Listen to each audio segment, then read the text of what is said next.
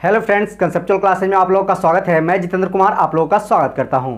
दोस्तों, आज हम लोग आधुनिक भारत का आर्थिक इतिहास का पार्ट 3 वीडियो पढ़ रहे हैं। इसके पहले हम लोगों ने पार्ट 1 और पार्ट 2 वीडियो को पढ़ लिया है। तो अगर आप लोग पार्ट 1 और पार्ट 2 वीडियो को नहीं देखे हैं तो आप लोग को डिस्क्रिप्शन में उसका लिंक दिया हुआ रहेगा, वहां से आप लोग जा करके देख सकते हैं, या प्लेलिस्ट में भी आप लोगों को वो वीडियो उपलब्ध मिल जाएगा, वहां से भी जा करके आप लोग उस वीडियो को देख सकते हैं। उस वीडियो में हम लोगों ने दोस्तों देखा बंगाल में किस तरह से द्वैध शासन ब्रिटिशर्सों के द्वारा लगाया जाता है, अंग्रेजों के द्वारा लगाया जाता है, और यहाँ से जो है धन को भारी मात्रा में जो है ब्रिटेन भेजा जाता है। और साथ ही साथ हम लोगों ने देखा अस्थाई बंदोबस्त, रैयतवाड़ी बंदोबस्त तथा महालवाड़ी बंदोबस्त को देखा है।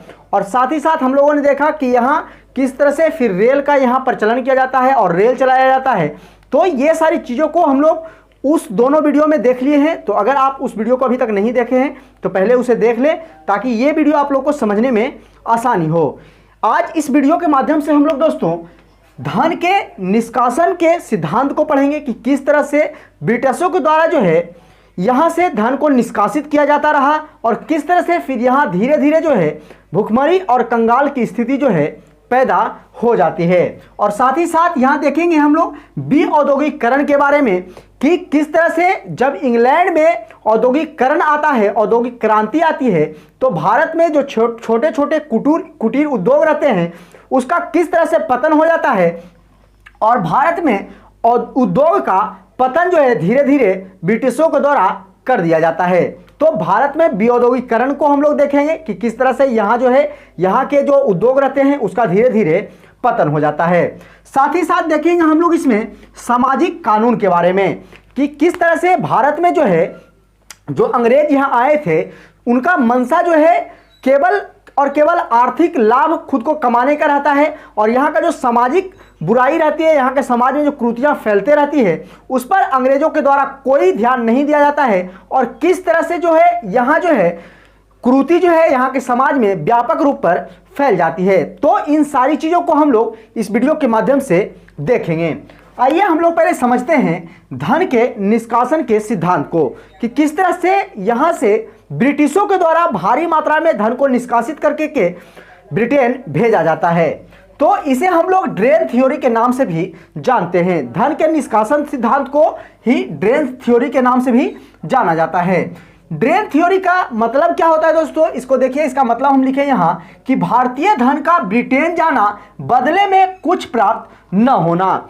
दोस्तों, अंग्रेज चूंकि यहाँ आए थे व्यापार के मंशा से, और व्यापार का मतलब होता है कि अगर वो हमें पैसा दे रहे हैं तो हम उसे अपना कुछ माल देंगे, यानी कुछ सामान यहाँ से देंगे, या फिर अगर हम उन्हें पैसा दे रहे हैं तो उनका सामान जो है अपने यहाँ लाएंगे। व्यापार का मतलब यही होता है। लेकिन दोस्तों अंग्रेजों के द्वारा ऐसा नहीं किया गया। भारत से सिर्फ धन को ब्रिटेन भेजा जाता रहा, और उस धन के बदले में जो है भारतीयों को कुछ नहीं दिया जाता था, और इसे ही धन के निष्कासन सिद्धांत या ड्रेन थ्योरी के नाम से हम लोग जानते हैं। तो हम लोगों ने समझा कि ड्रेन थ्योरी किसे कहते हैं, और इसका परिणाम जो है सबसे पहले 1757 के युद्ध को जब जीतते हैं अंग्रेज, प्लासी का युद्ध जो 1757 में होता है, जब अंग्रेजों के द्वारा वह युद्ध जीता जाता है, तो वहीं से कहीं ना कहीं जो ब्रिटिश रहते हैं, जो अंग्रेज रहते हैं, यहाँ से धन को निष्कासित करना प्रारंभ कर देते हैं, और यहाँ से जो ब्रिटिश कंपनी रहती है वह ज़्यादा से ज़्यादा आर्थिक लाभ जो है कमाना शुरू कर देती है। और उसके बाद हम लोगों ने देखा था कि किस तरह से 1764 ईस्वी में जब बक्सर का युद्ध जीता जाता है अंग्रेजों के द्वारा, तो 1765 ईस्वी से 1772 ईस्वी तक बंगाल के क्षेत्रों में द्वैध शासन लगा करके यहाँ से भारी मात्रा में धन जो है वह निकाला जाता है। तो इन सारी चीज़ों को हम लोग पिछले वीडियो में पढ़ लिया है, अगर आप नहीं देखे हैं तो वहाँ से जाकर के देख सकते हैं। तो 1757 ईस्वी से जब प्लासी का युद्ध जीतता है, वही शुरुआती दौर से ही यहाँ से भारी मात्रा में धन जो है निष्कासित करके ब्रिटेन जो है अंग्रेजों द्वारा भेजे जाने लगता है। तो ये जो है 1757 के दौर से ही शुरू हो जाता है। और सबसे पहले ये जो धन का निष्कासन सिद्धांत था, जो धन को निष्कासित करने की प्रक्रिया थी अंग्रेजों के द्वारा, यह अगर भारत में सबसे पहले किसी ने उजागर किया, भारत में सबसे पहले किसी ने बताया, तो वह श्रेय जो है दादा भाई नौरोजी को जाता है। तो इसे आप याद रखिएगा, इनका नाम कई बार एग्जाम में पूछा गया है दोस्तों यह क्वेश्चन, कि भारत में धन के निष्कासन सिद्धांत का उजागर जो है सर्वप्रथम किसने किया, तो दादा भाई नौरोजी ने किया था। यह सबसे पहले 1867 ईस्वी में इनके द्वारा धन के निष्कासन सिद्धांत को उजागर किया गया और इन्होंने 1867 में एक लेख लिखा जिस लेख का नाम था इंग्लैंड डेब्ट टू इंडिया। तो नाम रखिएगा याद दोस्तों, इस लेख का नाम भी आप याद रखिएगा, लेख का नाम था इंग्लैंड डेब्ट टू इंडिया। और इस लेख को जब दादा भाई नौरोजी ने लिखा तो उस समय यह लेख ज्यादा प्रचारित नहीं हो पाया और ज्यादा लोगों तक यह नहीं पहुंच पाया, लेकिन बाद में दादा भाई नौरोजी के द्वारा एक बुक लिखी गई और वह जो बुक था, वह बुक भारत में भारी मात्रा में फैली और सारे भारतीयों को पता चला कि किस तरह से जो है अंग्रेज यहां से धन को निष्कासित करते हैं। और उस बुक का नाम था दोस्तों the poverty and un British rule in India. तो नाम याद रखिएगा आप किताब का, यह किताब का नाम भी कई बार एग्जामों में पूछा गया है कि the poverty and un British rule in India पुस्तक के लेखक कौन थे। तो सीधे सीधे यहां से क्वेश्चन पूछे जाते हैं दोस्तों। तो नाम याद रखिएगा बुक का, नाम है बुक का the poverty and un British rule in India. तो यह बुक जो है दादा भाई नौरोजी के द्वारा लिखा गया था और इस बुक में जो है दादा भाई नौरोजी के द्वारा यह बताया गया था कि किस तरह से ब्रिटिशों के द्वारा यहां से धन को जो है निष्कासित किया जाता रहा है। तो इस बुक का नाम आप याद रखिएगा the poverty and un British rule in India. जो पुस्तक है वह दादा भाई नौरोजी के द्वारा लिखा गया था। और बात करें अगर तो 1867-68 ईस्वी में, 1867-68 के ईस्वी के बीच में जब यह बुक लिखते हैं तो इसी बुक में सबसे पहले दादा भाई नौरोजी के द्वारा ही प्रति व्यक्ति आय जो है बताई गई थी। तो यहां से भी क्वेश्चन पूछा जाता है, कई बार पूछा गया एग्जामों में कि प्रति व्यक्ति आय का आकलन भारत में सबसे पहले किसने किया। तो सबसे पहले प्रति व्यक्ति आय जो है भारत में दादा भाई नौरोजी के द्वारा बताया गया था। और शुरू में जब प्रति व्यक्ति आय बताया गया तो उस समय भारत में प्रति व्यक्ति आय जो थी वह 20 रुपया थी, यानी एक व्यक्ति का इनकम जो था वह 20 रुपया था। तो प्रति व्यक्ति आय कितना था दोस्तों उस समय, 20 रुपया था। तो यहां से भी क्वेश्चन कई बार पूछा गया है कि जिस समय दादा भाई नौरोजी ने बताया था यहां प्रति व्यक्ति आय को, तो उस समय यहां के प्रति व्यक्ति आय क्या थी, तो वह 20 रुपये थी। तो यह भी आप याद रख सकते हैं। तो यहां से 2-3 क्वेश्चन बन जाते हैं उनके बुक से रिलेटेड और यहां से पूछे जाते हैं कि प्रति व्यक्ति आय को सबसे पहले किसने बताया, तो दादा भाई नौरोजी ने, और प्रति व्यक्ति आय शुरू में कितना थी, तो 20 रुपया थी। तो इसे आप याद रखिएगा। उसी प्रकार एक दूसरे व्यक्ति रहते हैं जिनका नाम होता है आरसी दत्त, इनका भी नाम आप याद रखिएगा। इनके द्वारा भी एक पुस्तक लिख करके यहां से जो धन का निष्कासन हो रहा था उनके बारे में बताया गया। तो इनका जो बुक का नाम था, आरसी दत्त का बुक का नाम जो था the economic history of India. इनका भी बुक का नाम कई बार एग्जाम में पूछा गया है दोस्तों। तो इनका भी नाम भी आप याद रखिएगा और इनका बुक का नाम भी आप याद रखिएगा। बुक का नाम है the economic history of India. Book का नाम क्या है दोस्तों, the economic history of India, और उनके लेखक हैं आरसी दत्त। तो नाम भी आप इनका याद रखिएगा। तो यह बुक जो है आरसी दत्त के द्वारा लिखा गया और इस बुक में बताया गया कि किस तरह से अंग्रेजों के द्वारा भारत से भारी मात्रा में जो है धन निष्कासित करके ब्रिटेन भेजा जा रहा है और उसके बदले में वहां के ब्रिटेन के राजा के द्वारा भारतीयों को कुछ भी दिया नहीं जा रहा है। तो यह धन के निष्कासन सिद्धांत को आरसी दत्त अपने पुस्तक the economic history of India में विस्तृत रूप में बताया था।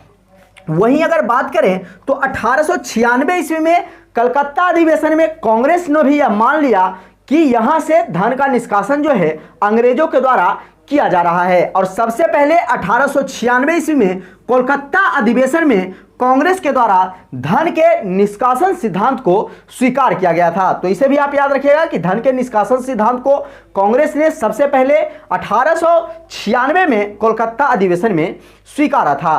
तो हम लोगों ने यहां से देखा कि किस तरह से ब्रिटिश के द्वारा भारत से धन का निष्कासन किया जाता है और फिर किस तरह से उनका उजागर जो है दादा भाई नौरोजी के द्वारा उनके अपने जो पुस्तक रहते हैं the poverty and in British rule in India में बताया गया। और एक लेख भी उससे पहले लिखे थे, तो लेख का नाम भी आप याद रख सकते हैं, इंग्लैंड डेब्ट टू इंडिया। तो एक लेख इंग्लैंड डेब्ट टू इंडिया दादा भाई नौरोजी के द्वारा लिखा गया, जबकि एक पुस्तक the un-British rule in India जो है दादा भाई नौरोजी के द्वारा लिखा गया था। तो इसे भी आप याद रखिएगा।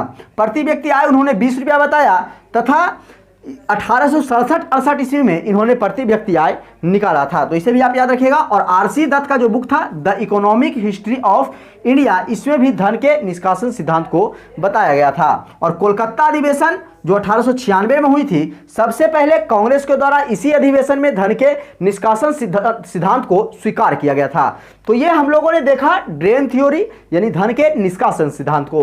अब आइए हम लोग समझते हैं विऔद्योगिकरण के बारे में कि किस तरह से भारत में जो है जो छोटे छोटे उद्योग लगे रहते हैं, जो कुटीर उद्योग होते हैं ग्रामीण तथा शहरी क्षेत्रों पर, किस तरह से उनका धीरे धीरे यहाँ पतन हो जाता है। तो आइए विऔद्योगिकरण के बारे में समझते हैं। विऔद्योगिकरण का मतलब होता है दोस्तों उद्योग का पतन हो जाना तथा उसके बदले में कोई नया उद्योग नहीं लगाया जाना। तो विऔद्योगिकरण भारत में होता है जिससे कि छोटे छोटे कुटीर उद्योगों का यहाँ पतन हो जाता है और उसके बदले में कोई बड़ा उद्योग जो है नहीं लगाया जाता है। तो इस प्रकार भारत में जो है विऔद्योगिकरण की क्रिया होती है। उसके बारे में एक डेनियल डेफो नामक व्यक्ति हैं जो कि एक अपने बुक लिखते हैं रॉबिन्स क्रूसो। बुक का नाम आप इनका नाम याद रख सकते हैं। व्यक्ति का नाम था डेनियल डेफो जो कि एक ब्रिटिश व्यक्ति रहते हैं और उन्होंने किताब एक लिखा रॉबिन्स क्रूसो। इस बुक में उन्होंने कहा कि भारतीय कपड़े जो हैं हमारे अलमारी में हमारे घर में जो है ठूस ठूस के भरे हुए हैं, क्योंकि जो भारतीय कपड़े होते थे, जो सूती वस्त्र के कपड़े होते थे, रेशमी वस्त्र के कपड़े होते थे और जो शिल्पकारी जो पत्थर पे शिल्प किया जाता था यहाँ के शिल्पकारों के द्वारा, तो ये सारी वस्तुओं की डिमांड जो है ब्रिटेन में यूरोप के क्षेत्रों में भारी मात्रा में थी। तो इसीलिए डेनियल डेफो के द्वारा कहा गया कि हमारे अलमारी और हमारे घरों में भारतीय कपड़े जो हैं ठूसे पड़े हुए हैं। तो यह कथन जो है डेनियल डेफो के द्वारा कहा गया था। तो इसे भी आप याद रखिएगा। फिर आइए समझते हैं कि यहाँ का जो उद्योग था वह दो क्षेत्रों पे लगा हुआ था। तो भारत का एक उद्योग था शहरी के क्षेत्रों पर, जो शहर के क्षेत्र में उद्योग लगा हुआ था।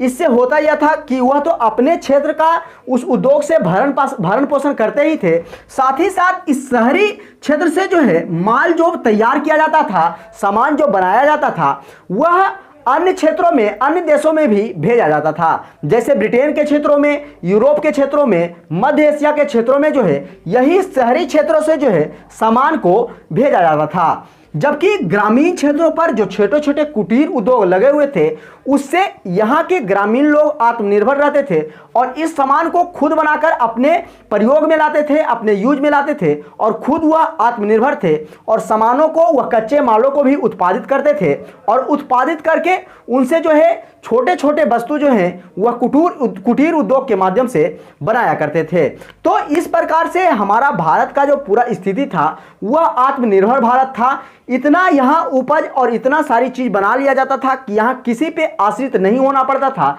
जहां तक होता था कि दूसरे देश ही यहाँ से जो है सामान को ले जाया करते थे, जैसे ब्रिटेन के देश हो गए, यूरोप के क्षेत्र हो गए, मध्य एशिया के क्षेत्र हो गया। तो इन सारी क्षेत्रों में जो है भारत से ही सामान भेजा जाता था। तो इस प्रकार पहले हमारा जो भारत था वह आत्मनिर्भर हुआ करता था। लेकिन इन जो शहरी और ग्रामीण क्षेत्रों का जो उद्योग रहता है उन उद्योगों का कैसे पतन हो जाता है, क्या क्या कारण रहा उनके पतन का, आइए उनके कारणों के बारे में समझते हैं। तो शहरी और ग्रामीण क्षेत्रों के जो उद्योग रहते हैं उनके पतन का कारण क्या था, इनके बारे में हम लोग समझते हैं। सबसे पहला कारण तो यह था कि संरक्षक एवं खरीदार का पतन हो गया। और संरक्षक एवं खरीदार का पतन इसलिए हो गया क्योंकि जब ब्रिटेन के क्षेत्रों में औद्योगिक क्रांति आई, जब ब्रिटेन में बहुत मात्रा में उद्योग लगना प्रारंभ हुआ, बड़ी बड़ी मशीनें लगना प्रारंभ हुई, तो ब्रिटेन वासी जो थे वह चाहते थे कि यहाँ से जो भारत से जो वस्त्र मंगाए जाते हैं, भारत से जो कपड़े मंगाए जाते हैं, क्यों ना भारत से कच्चे माल को डायरेक्ट मंगा लिया जाए और इंग्लैंड में ही तैयार किया जाए। और जिसका कारण यह हुआ कि यहाँ से जो सामान भेजे जाते थे, भारत से जो सामान ब्रिटेन के क्षेत्रों में भेजे जाते थे, उन सामानों पर जो है ब्रिटिश सरकार के द्वारा भारी मात्रा में टैक्स लगा दिया जाता है। और ज़्यादा मात्रा में कर लगा देने के कारण यहाँ से व्यापारी जो सामान को ले जाया करते थे, उन्हें चूंकि अधिक धन चुकाना पड़ता था, जिसके कारण जब उस सामान को वह ब्रिटेन के बाजारों में बेचते थे तो उन्हें ज़्यादा मुनाफा नहीं होता था। और इसके कारण जो है जो उद्योगपति रहते हैं यहाँ के, वह धीरे धीरे सामान को, चूंकि टैक्स बहुत ज़्यादा मात्रा में लिया जा रहा था ब्रिटेन सरकार के द्वारा, इसलिए वह जो है सामान को यहाँ से ले जाना धीरे धीरे बंद कर देते हैं। और जिसका असर जो है सीधे सीधे शहरी उद्योग पे पड़ने लगता है, क्योंकि जब यहाँ से जो उद्योगपति हैं वह माल को खरीदेंगे ही नहीं और माल को जब दूसरे देश में बेचेंगे ही नहीं, तो यहाँ जो उद्योग से उत्पादन किया जाएगा माल, उसका कोई वैल्यू नहीं रह जाएगा। और इसी प्रकार उद्योग में माल की जो है धीरे धीरे कमी होने लगी, यानी कि कम माल उत्पादित किया जाने लगा। तो इस प्रकार से जो है शहरी क्षेत्रों का जो उद्योग रहता है उसका धीरे धीरे पतन जो है होना शुरू हो जाता है। वहीं देखिए अगर दूसरा पॉइंट, तो ब्रिटेन द्वारा भारतीय वस्तु पर अधिक कर लगा दिया जाता है। यह हमने आप लोगों को बताया भी कि ब्रिटेन वासी के द्वारा, ब्रिटेन सरकार के द्वारा यहाँ के जो माल बेचे जाते थे ब्रिटेन के बाजार में, उन पर अधिक मात्रा में टैक्स लगा दिया जाता है, जिससे कि यहाँ के व्यापारी जो है मुनाफा नहीं कमा पाते हैं और वह सामान को ले जाना बंद कर देते हैं। तो इस प्रकार से जो है यहाँ का उद्योग जो है धीरे धीरे स्तर उसका गिरने लगता है। तीसरा अगर बात देखें तो औद्योगिक क्रांति, भारत कच्चे माल का उत्पादक एवं तैयार माल का बाजार बन करके रह जाता है। जब ब्रिटेन में औद्योगिक क्रांति आती है, जब वहाँ बड़ी बड़ी फैक्ट्रियाँ लगाई जाती है ब्रिटेन में, तो होता क्या है कि भारत से कच्चे माल को खरीद लिया जाता है। यहाँ से वस्तु ना खरीद करके जो कच्चे माल यहाँ उपजते थे, यहाँ के किसानों के द्वारा जो कच्चे माल उपजाए जाते थे खेतों में, उन कच्चे माल को ही अंग्रेज डायरेक्ट खरीद लेते थे और उन कच्चे माल को ट्रांसपोर्ट करके ब्रिटेन लेके चले जाते थे। और ब्रिटेन में जाकर वह अपने बड़े उद्योग जो लगाए थे, बहुत सारी मशीनें जो लगाई थी, उस मशीनों में अच्छे अच्छे कपड़े जो है मशीनों के द्वारा तैयार किया जाने लगता है।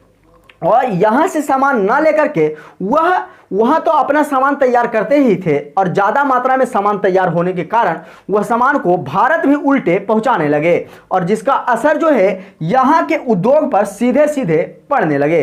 क्योंकि शुरू में जब ब्रिटेन में उद्योग लगाया गया तो वहाँ से जो उद्योग, जो कंपनी, जो मशीनें लगी, उनमें उनका जो सामान निकलता था, जो सामान बनता था, उसकी लागत कम पड़ती थी। और जिसका कारण ब्रिटिश जो है भारत में जब अपना सामान लाते हैं तो उसका मूल्य जो रखते हैं वह भारतीय जो सामान रहती है वही सामान के मूल्य से अपना मूल्य कम रखते हैं।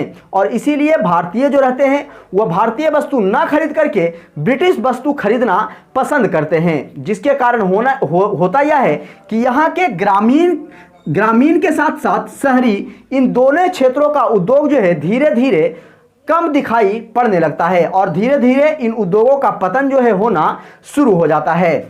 अगर अगले पॉइंट की बात करें तो एक ददनी प्रथा जो है यहाँ ब्रिटिशों के द्वारा लगाई गई थी। अब आइए समझते हैं कि यह ददनी प्रथा क्या थी। ददनी प्रथा के अंतर्गत ब्रिटिशों के द्वारा जो अंग्रेज हुआ करते थे, वह कच्चे माल जो उत्पादित किया जाते थे यहाँ के किसानों के द्वारा, उत्पादन होने से पहले ही किसानों को पैसा दे दिया जाता था और बोला जाता था कि इतना, जितना दूर में या फिर जितना क्षेत्र में आपका फसल ये लगा हुआ है, हम इसके लिए पहले ही आपको पैसा चुका देते हैं, ये सारा माल हमें दे दीजिएगा। और किसान को चूंकि पैसा का जरूरत होता था, इसीलिए किसान पहले पैसा ले लिया करते थे और सारा सामान जो है, सारा जितने भी कच्चा माल हुआ करते थे, वह ब्रिटिशों के द्वारा खरीद लिया जाता था और खरीद करके ले जा करके फिर ब्रिटेन में वहाँ के मशीनों में फिर अच्छे तरीक़ा से वहाँ वस्त्र तैयार किए जाते थे और कपड़े तैयार किए जाते थे। जिसका कारण यह भी हुआ कि ग्रामीण क्षेत्र के जो छोटे छोटे कुटीर उद्योग रहते हैं, उनको जब कच्चा माल ही नहीं मिलेगा तो वो सामान कैसे तैयार करेंगे। या फिर शहरी क्षेत्र के भी जो उद्योग थे, उनको जब कच्चा माल ही नहीं मिलता था, कच्चा सारा जो माल रहता था वह ब्रिटिशों के द्वारा खरीद लिया जाता था, अंग्रेज उसे लेकर के ब्रिटेन चले जाते थे। जिसका कारण यह हुआ कि शहरी और ग्रामीण क्षेत्र का जो उद्योग रहता है वह पूरे पतन की ओर चला जाता है। और इस प्रकार से शहरी और ग्रामीण दोनों क्षेत्रों में जो है भारत में उद्योग का पतन होना शुरू हो जाता है। और अगर पांचवें पॉइंट की बात करें तो सिंथेटिक रंग और मशीनों का महत्व। चूंकि ब्रिटेन में जो बड़े बड़े मशीनें लगाए गए थे तो उसमें सिंथेटिक रंग का प्रयोग किया जाता था, जिससे कि वहाँ जो माल तैयार होता था उसका कॉस्ट ज़्यादा नहीं पड़ता था और कम मूल्य होने के कारण वह भारतीय बाजार में भी अच्छे दाम में बिक जाती थी, जिससे जो है यहाँ जो है ज़्यादा से ज़्यादा मात्रा में अंग्रेज़ों के द्वारा अपना माल भेजा जाने लगा। और इसी प्रकार से यहाँ का जो स्थानीय जो उद्योग रहता है उसका धीरे धीरे पतन हो जाता है। तो हम लोगों ने देखा दोस्तों कि किस तरह से भारत में विऔद्योगिकरण होता है, क्या क्या उपाय अपनाए जाते हैं ब्रिटिशों के द्वारा, किस किस तरह का नियम अपनाए जाते हैं, जिससे कि यहाँ के शहरी और ग्रामीण क्षेत्रों के जो उद्योग रहते हैं उनका पूरी तरह से पतन हो जाता है। तो इस प्रकार से अंग्रेजों के द्वारा जो है भारत के जो उद्योग रहते हैं शहरी और ग्रामीण क्षेत्रों में उन उद्योग का पतन कर दिया जाता है। तो इस प्रकार से भारत के उद्योगों का पतन हो जाता है, जिसे कि हम लोग विऔद्योगिकरण के नाम से जानते हैं। तो ये चीज़ें आप लोग समझ गए होंगे। अब आइए समझते हैं यहाँ के सामाजिक कानून के बारे में। सामाजिक कानून के बारे में अगर बात करें तो लंबे समय तक ब्रिटिश शासक ने सामाजिक कुरीतियों पर जो है कोई ध्यान नहीं दिया। और यहाँ के सामाजिक कुरीतियों पर ब्रिटिशों के द्वारा अंग्रेजों के द्वारा इसलिए भी ध्यान नहीं दिया जाता था क्योंकि अंग्रेजी कंपनी जो थी वह यहाँ के समाज को देखने नहीं आई थी। वह चाहती थी कि भारत से ज़्यादा मात्रा में आर्थिक लाभ कमाया जाए, और जिसका कारण यह हुआ कि वह आर्थिक लाभ कमाने के चक्कर में यहाँ की समाज में जो कुरीतियाँ उत्पन्न हो रही थी, जो कुरीतियाँ पनप रही थी, उस पर कोई भी ध्यान ब्रिटिशों के द्वारा नहीं दिया गया, जिसका कि कई सारा असर जो है भारत में देखने को मिलता है। तो आइए उनके बारे में समझते हैं कि जिनसे कि क्वेश्चन बनाकर ऑब्जेक्टिव के रूप में एग्जाम में पूछे जाते हैं। यहाँ जो प्रथा थी कि शिशु कन्या का वध कर दिया जाता था। जब किसी भी घर में छोटी शिशु पैदा लेती थी और अगर वह कन्या हुआ करती थी तो उसे बच्चे में ही मार दिया जाता था। जब वह पैदा लेती थी लड़की, उसी समय लड़की का वध कर दिया जाता था। उसका वध इसलिए किया जाता था क्योंकि उसे एक कलंक समझा जाता था, क्योंकि समझते थे कि जब बेटी पैदा ली है तो फिर उनका शादी करना है, विवाह करना है, तो बहुत सारी प्रक्रिया करना पड़ता था। इसीलिए कन्या जो शिशु होती थी उनका बचपन में ही वध कर दिया जाता था। तो इस प्रकार की कुरीति जो है भारत की समाज में व्याप्त होना, फैलना जो है शुरू हो जाता है। और दूसरा अगर बात करें तो यहाँ नवजात शिशु जो होते थे, जो छोटे बच्चे पैदा लेते थे, नवजात जो शिशु होते थे, उन्हें गलत धार्मिक मान्यता के कारण, यहाँ लोग धार्मिक मान्यता के कारण या तो वो पुत्र हो या पुत्री है, उन्हें जो है नदियों में प्रवाहित कर दिया करते थे।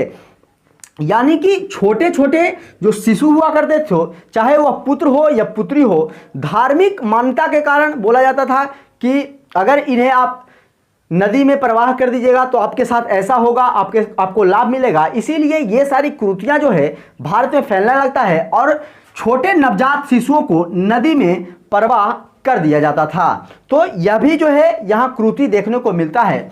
और अगली जो कुरीति थी वह थी सतीदाह, जिसे कि सती प्रथा के नाम से जानते हैं। सती प्रथा के बारे में आप लोग जानते होंगे दोस्तों, यह बहुत ही प्रचलित प्रथा थी पहले पुराने जमाने में। सती प्रथा में होता यह था कि अगर किसी पत्नी का पति मर गया तो अपने पति के साथ ही उसके चिता पर उस पत्नी को सुला दिया जाता था, या तो समाज के द्वारा जबरदस्ती उन्हें सुला दिया जाता था, या उन्हें अपने इच्छा से उनके अर्थी पे, उनके चिता पे सोना पड़ता था और उनको साथ में आग लगा दिया जाता था। तो यह सती प्रथा की प्रक्रिया जो है हमारे समाज में जो है बुराइयां इस तरह की जो है उत्पन्न होना शुरू हो जाता है और इस तरह की कृतियां जो है धीरे धीरे और बढ़ने लगती है।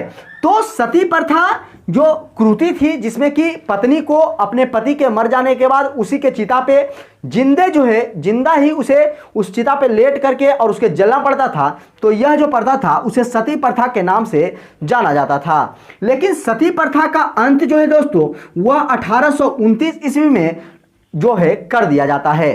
तो इसे आप याद रखिएगा, यह क्वेश्चन कई बार एग्जामों में पूछा गया है कि सती प्रथा का अंत कब किया गया। तो सती प्रथा का अंत जो है 1829 ईस्वी में किया गया था। तो इसका डेट आप याद रखिएगा, डेट से भी कई बार क्वेश्चन पूछा गया है। और 1829 ईस्वी में यहाँ के जो गवर्नर जनरल थे वह थे लॉर्ड विलियम बेंटिक। तो इसका भी नाम आप याद रखिएगा, क्योंकि यह भी क्वेश्चन इस तरह से बनाकर पूछा जाता है कि किस गवर्नर जनरल के शासनकाल में सती प्रथा का अंत किया गया था।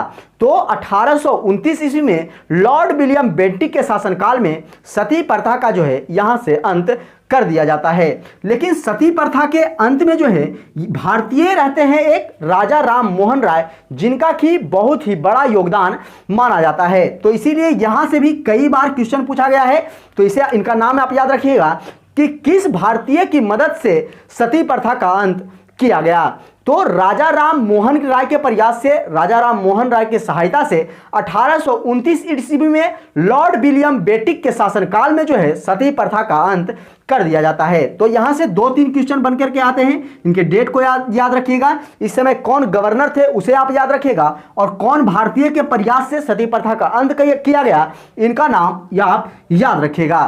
तो यहां से क्वेश्चन बना करके हमेशा पूछे जाते हैं।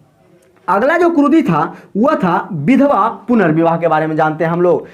जिसका पति मर जाता था यहाँ, तो विधवा को फिर से विवाह करने की आज़ादी नहीं होती थी। लेकिन यहाँ जो है विधवा पुनर्विवाह को लागू किया गया, और विधवा पुनर्विवाह को लागू जो है किया गया था वह 7 दिसंबर 1856 ईस्वी में प्रारंभ किया गया था। तो इसका डेट आप याद रखिएगा, इसका डेट से भी क्वेश्चन कई बार पूछा गया है।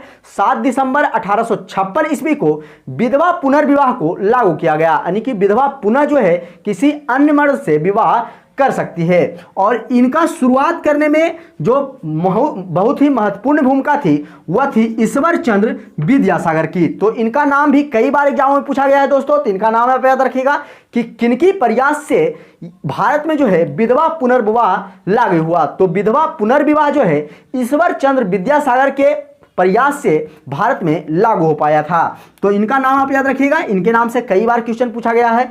तो विधवा पुनर्विवाह ईश्वर चंद्र विद्यासागर के प्रयास से, जबकि सती प्रथा का अंत जो है वह राजा राम मोहन राय के प्रयास से किया गया था। तो इन दोनों का नाम आप याद रखिएगा, ये दोनों क्वेश्चन कई बार एग्जाम में पूछा गया है।